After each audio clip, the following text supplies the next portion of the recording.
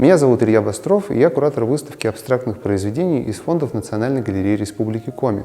На выставке представлена графика, живопись, декоративно-прикладное искусство и даже скульптура. Между самой молодой и самой старой работой разница более 100 лет. Художники преследовали разные цели, создавая такие произведения. Единственное, что все их объединяет, они абстрактны. Сегодня предпоследний день экспонирования выставки, и я решил попросить своих коллег, которые помогали мне при работе на ней, рассказать про свои любимые произведения. За моей спиной находятся две работы голландского художника Ричарда Янсена, которые остались в коллекции Национальной галереи после совместного проекта «Искусство освобождать. Голландская ода русским экспрессионистам». Вдохновившись видами Сыктывкара, художник создал эти произведения в честь Северной весны и в честь того, что он увидел вокруг и что его очень сильно вдохновило. Так, например, сохранилось точное время создания. Например, «Медовый букет» был создан 31 марта 2019 года в 16:01, а «Северная весна» 2 апреля в 16:04. И как раз время создания связано с тем, как вечернее солнце заходило в окна мастерской, в которой работал художник, и это солнце настолько его вдохновило, что эти цвета он смог передать в своих работах.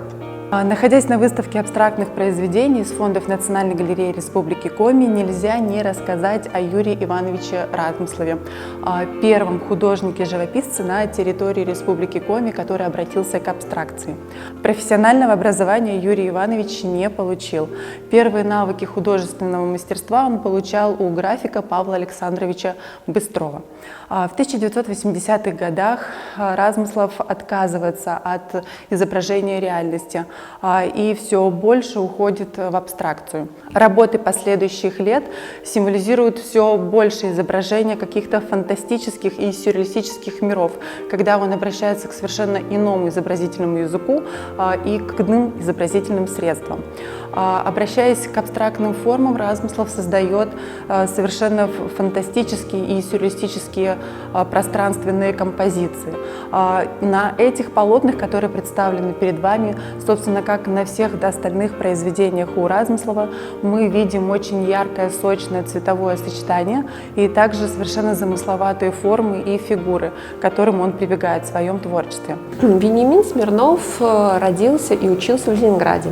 После окончания института он переезжает в Воркуту, связав свою жизнь с Заполярьем. Вениамин Смирнов – один из талантливейших скульпторов, художников Республики Коми второй половины XX века. Он работал в станковой скульптуре, мелкой пластике, графике, батике.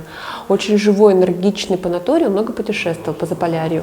После одного из таких путешествий в 1988 году он создает серию «Тундровые озера», которую вы видите на экспозиции. По форме композиция абстрактна, поэтому было решено включить ее на выставку.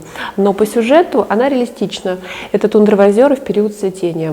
Художник, пролетая на вертолете на территории тундры, видел эти озера из вертолета. В свое время крупным центром русского авангарда стал город Витебск, в котором в свое время преподавал Казимир Малевич, лидер русского авангарда, знаменитый создатель «Черного квадрата». Перед нами одна из работ его ученика Лазаря Львовича Зупермана под названием «Музыка». Казимир Малевич и его ученики были известны тем, что создали направление супрематизм, главной отличительной чертой которого стало сочетание разных цветовых плоскостей и разных геометрических форм. В таких работах цвет освобождался от дополнительных функций, обретал свое истинное значение, и акт творчества человека был подобен созданию природы.